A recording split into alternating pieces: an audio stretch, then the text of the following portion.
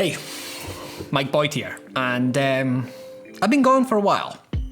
The video I uploaded last week marked the end of a 4-month hiatus. By the way, that video does explain what on earth this enormous Rubik's Cube structure is behind me. It's a banger video. Go watch.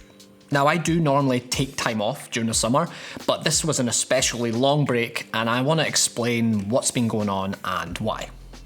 Back in 2020, I had a really bad crash on my mountain bike over the bars at like 25 miles an hour, and I remember thinking as I was hurtling through the air, this one's going to really hurt.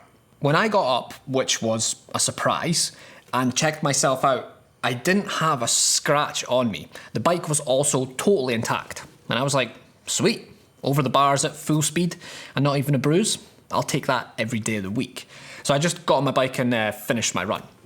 At the bottom, however, I started to feel funny, a kind of disassociative, floaty nausea with a sound in my ears. You know that bit in Saving Private Ryan where the guy's like looking for his arm, for his own arm, and there's like that high-pitched noise?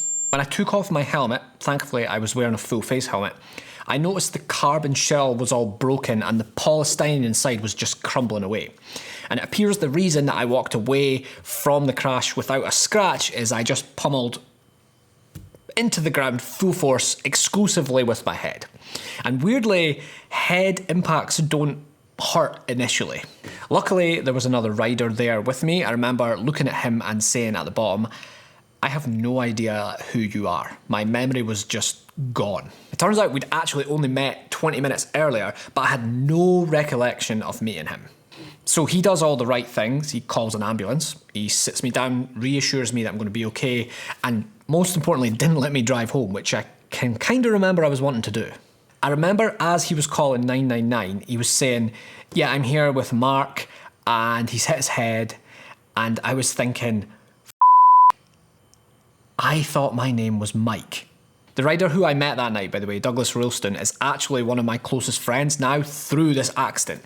He's a Scottish landscape painter, and if you want to show him some love for saving my ass that night, go check out his Instagram and maybe blag yourself a print or buy an original painting.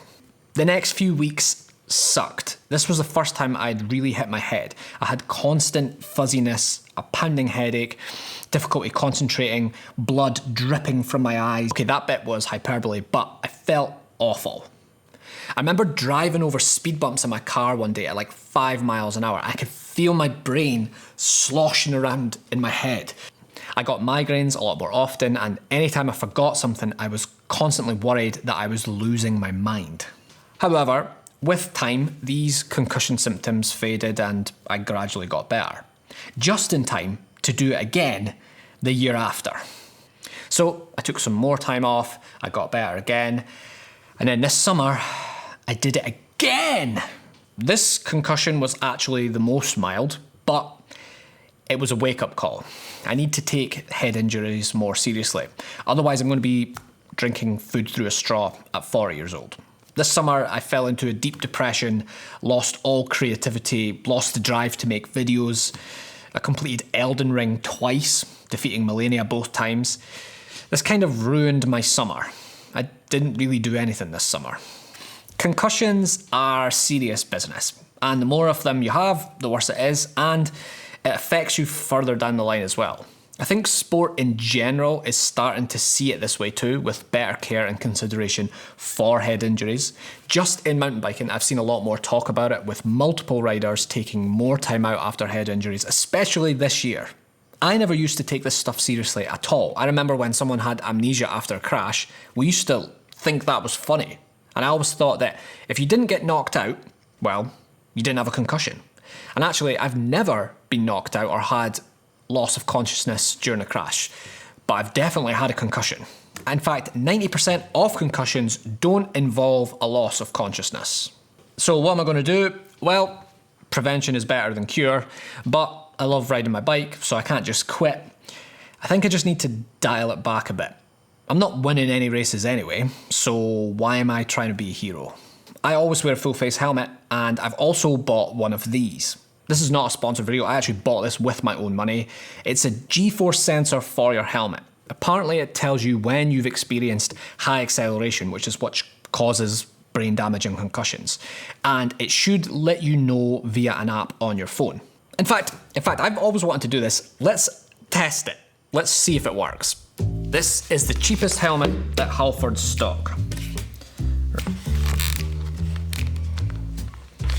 Right, it's attached to the helmet. This is my stunt head.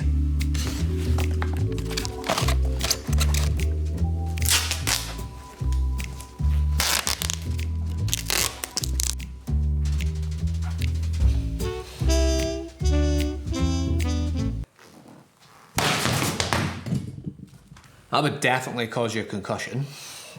That was 67 Gs. Look, it sent the notification to my watch. Impact threshold detected. Michael Boyd, max G-force 60. Amazingly, the helmet, this £10 cheap helmet, is still perfectly intact. Which makes me worry about how hard I really hit my head to actually break a helmet. So, that's what I've been doing. Recovering, thinking, and playing Elden Ring. But I'm back now, hopefully for a while. Thanks for sticking around. If you get anything from this video, wear a helmet, and if it does all go pear-shaped, then get checked out and take concussions seriously. Thank you very much for watching. I'll see you next time. Peace. I almost forgot, I also have like a sore back from the crash this summer, and I've been trying to ease it up. Anyway, today I tried cupping for the first time. You need to see my back. Look, please tell me in the comments below, is this normal? Is it supposed to look like this? Too high. Can you see that? Can you see that? Like, it's not sore. That's not normal, that amount of bruising, right?